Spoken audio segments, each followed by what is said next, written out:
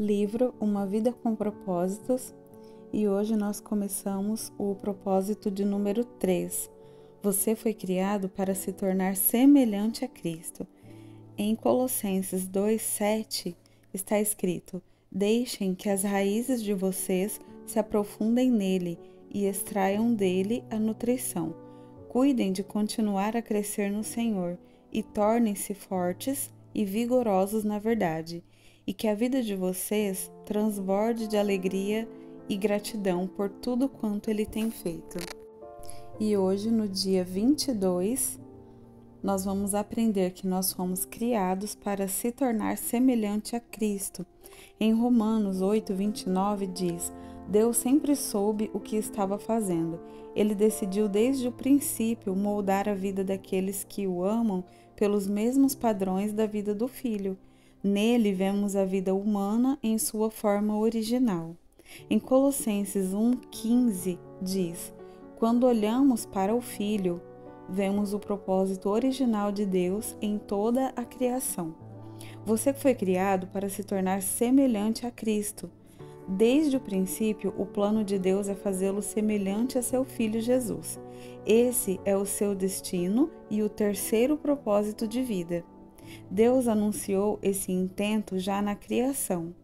Deus disse: façamos o ser humano à nossa imagem e semelhança.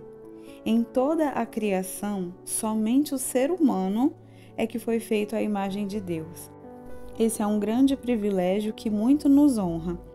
Nós não podemos absorver tudo que essa frase abrange, mas com certeza é possível analisar alguns aspectos. Assim como Deus, somos seres espirituais. O nosso espírito é imortal e sobreviverá no nosso corpo terreno. Somos intelectuais. Podemos pensar, ponderar e solucionar problemas. Como Deus, o ser humano é relacional. Podemos dar e receber amor verdadeiro. Somos dotados de consciência moral. Podemos discernir entre o certo e o errado, o que nos torna responsáveis diante de Deus. A Bíblia diz que todas as pessoas, não apenas os cristãos, detêm parte da imagem de Deus. Esse é o motivo pelo qual o assassinato e o aborto são um erro. No entanto, a imagem está incompleta, além de ter sido danificada e distorcida pelo pecado. Então, Deus enviou Jesus para restaurar a imagem em sua plenitude, algo que nós havíamos perdido. Com o que se parece a plena imagem e semelhança de Deus? Ela se parece com Jesus Cristo. A Bíblia diz que Jesus é a imagem exata de Deus, a imagem do Deus invisível e a expressão exata do seu ser. As pessoas usam frequentemente a expressão tal pai, tal filho para se referir à semelhança entre ambos. Quando as pessoas percebem a semelhança entre mim e meus filhos, isso me agrada. E Deus também quer que os filhos dele manifestem a sua imagem e semelhança. A Bíblia diz: você foi criado para ser semelhante a Deus em justiça e em santidade. Deixe-me ser absolutamente claro. Você jamais se tornará Deus, e nem mesmo um Deus. Essa mentira impregnada de arrogância é a mais antiga tentação de Satanás. Ele prometeu a Adão e Eva que, caso seguissem seu conselho, seriam como deuses. Muitas religiões e filosofias na nova era ainda promovem a velha mentira de que somos divinos e podemos nos tornar deuses. O desejo de ser divino manifesta-se toda vez que tentamos controlar as circunstâncias, o futuro e as pessoas ao nosso redor. Na condição de criatura, porém, jamais seremos o Criador. Deus não quer que você se transforme num Deus, e sim que se torne como Ele, que assuma valores, atitudes e caráter próprios dele. A Bíblia diz: agora é hora de ter um estilo de vida totalmente novo, zerado, uma vida planejada por Deus, renovada a partir de dentro, uma vida que muda para melhor a conduta de vocês e que faz o caráter de Deus tornar-se realidade em nossa vida. O supremo objetivo de Deus para sua vida aqui não é o conforto, e sim o desenvolvimento do caráter. Ele quer que você cresça espiritualmente e se torne semelhante a Cristo. Tornar-se semelhante a Cristo não significa perder a personalidade ou se tornar autômato. Deus criou em você um caráter único, portanto é óbvio que não pretende destruí-lo. Ser semelhante a Cristo consiste em essência, na transformação do caráter e não da personalidade. Deus quer que você desenvolva o tipo de caráter descrito nas bem-aventuranças de Jesus, no fruto do Espírito, no notável capítulo de Paulo sobre o amor e nas características de uma vida produtiva e eficaz, descrita por Pedro. Toda vez que se esquecer de que o caráter é um dos propósitos de Deus para a sua vida, você ficará frustrado diante da situação que estiver enfrentando. Talvez você pense: por que isso está acontecendo comigo? Por que estou passando por momentos tão difíceis? Uma resposta poderia ser que a vida é necessariamente difícil, pois é isso que nos possibilita crescer. Lembre-se de que aqui não é o céu. Muitos cristãos interpretam erroneamente a promessa de Jesus acerca da vida completa, como se isso significasse saúde perfeita, estilo de vida confortável, felicidade ininterrupta, plena realização dos sonhos e alívio instantâneo dos problemas por meio da fé e da oração. Em suma, acreditam que a vida cristã seja fácil e vivem a expectativa de um céu terreno. Essa perspectiva egocêntrica considera Deus uma espécie de gênio da lâmpada, que existe tão somente para nos servir em nossa busca egoísta de realização pessoal. Deus, porém, não é nosso criado, e caso nos deixemos levar pela ideia de que a vida deve ser fácil, ficaremos grandemente desapontados ou viveremos uma constante recusa em aceitar a realidade. Nunca se esqueça de que a vida não gira em torno de você. Você existe para os propósitos de Deus e não o contrário. Por que Deus lhe proporcionaria um céu aqui quando Ele já planejou o verdadeiro céu para você na eternidade? Deus concede o nosso tempo aqui para construirmos e fortalecermos o nosso caráter para viver no céu. A obra do Espírito Santo de Deus em você. É tarefa do Espírito Santo produzir um caráter semelhante ao de Cristo em você.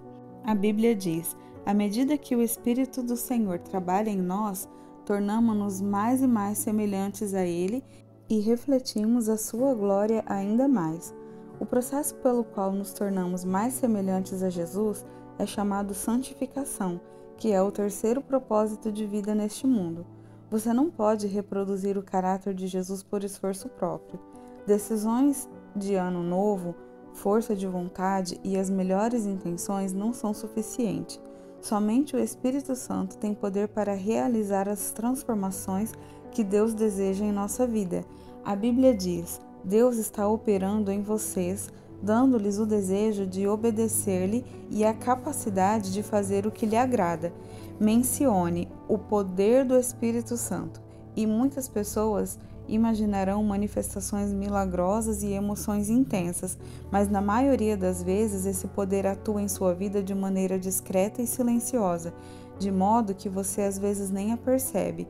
Ele frequentemente nos toca como uma brisa suave.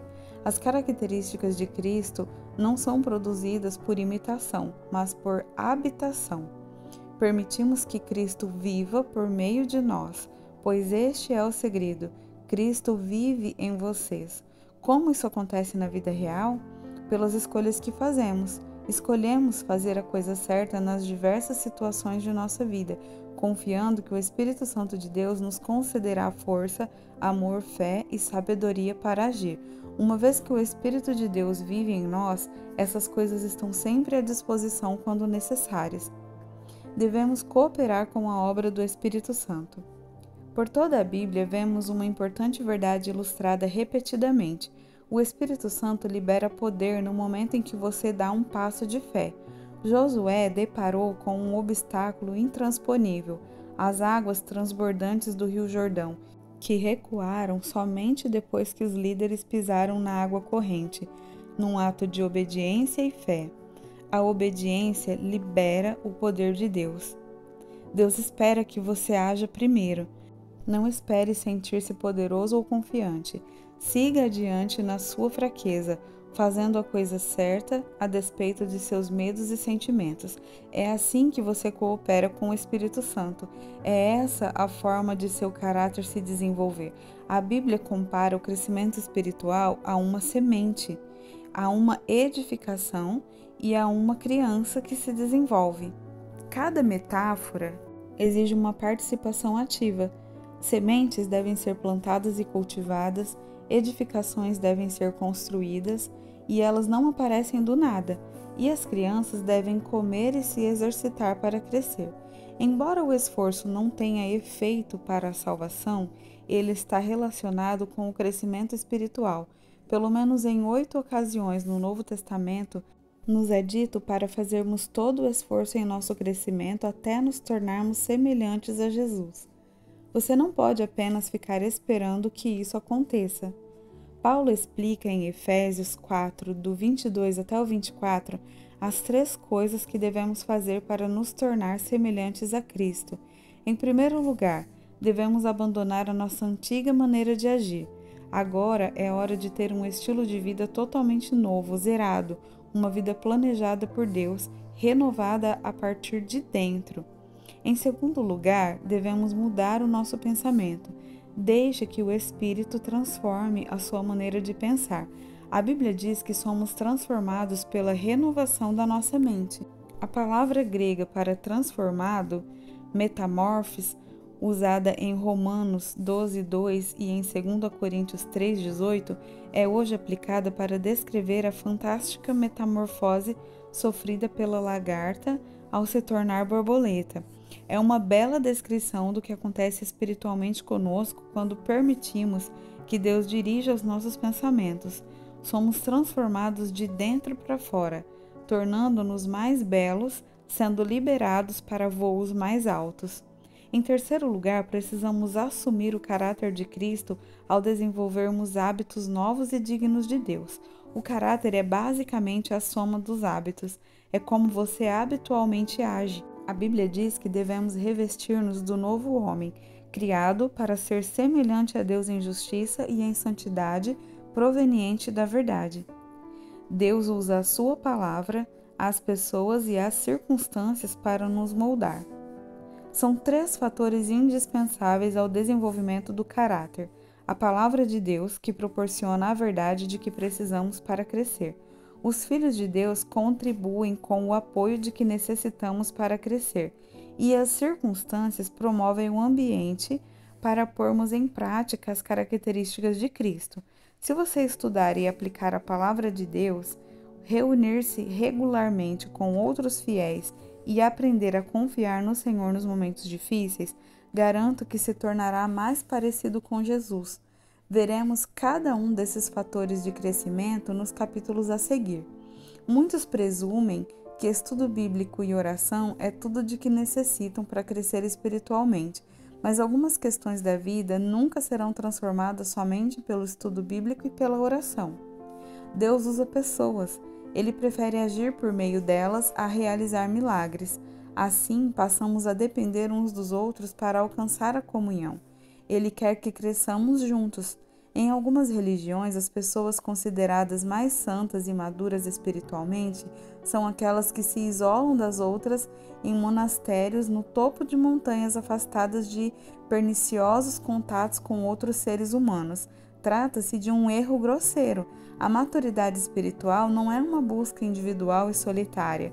Você não pode crescer à semelhança de Cristo em isolamento. Você deve ter pessoas ao seu redor e interagir com elas. Precisa fazer parte de uma igreja e de uma comunidade. Por quê? Porque a verdadeira maturidade espiritual diz respeito a aprender a amar como Jesus amou. E você não pode ser semelhante a Jesus na prática sem se relacionar com outras pessoas. Lembre-se, tudo consiste no amar. Amar a Deus e amar os outros. Tornar-se semelhante a Cristo é um lento e longo processo de crescimento.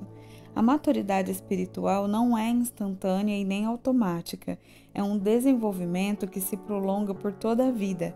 A respeito desse processo, Paulo afirma: Isso irá continuar até que sejamos maduros como Cristo e seremos totalmente semelhantes a Ele.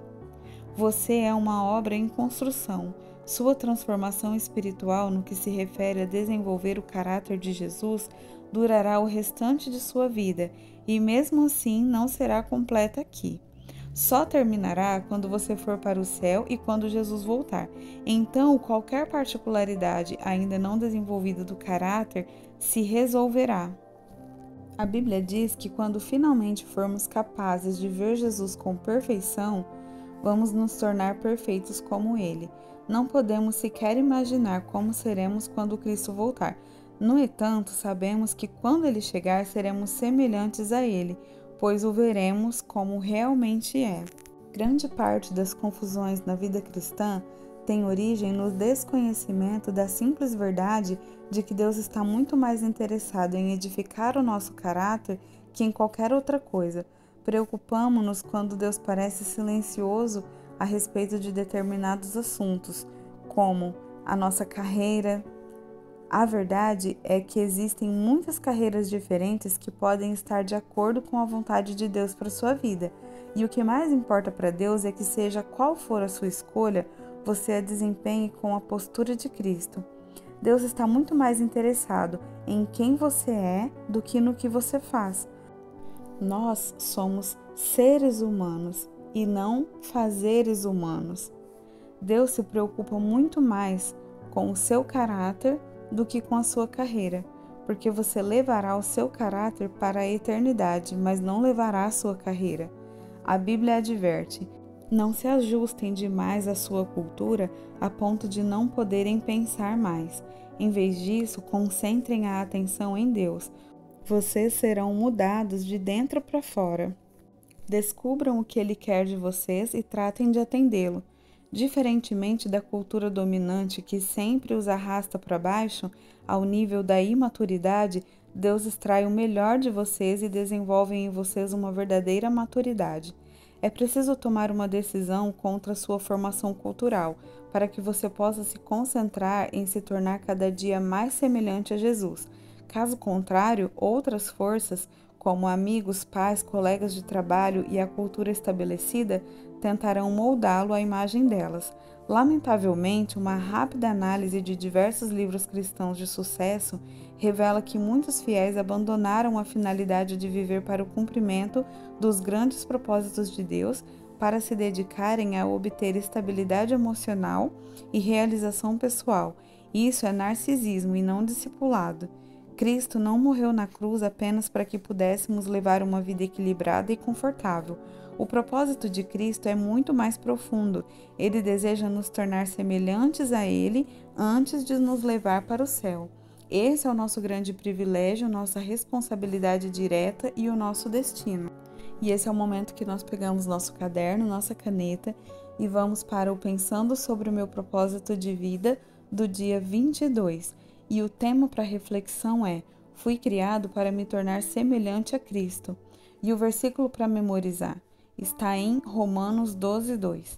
Conforme o Espírito do Senhor trabalha em nós, tornamo-nos mais e mais como Ele e refletimos ainda mais a sua glória.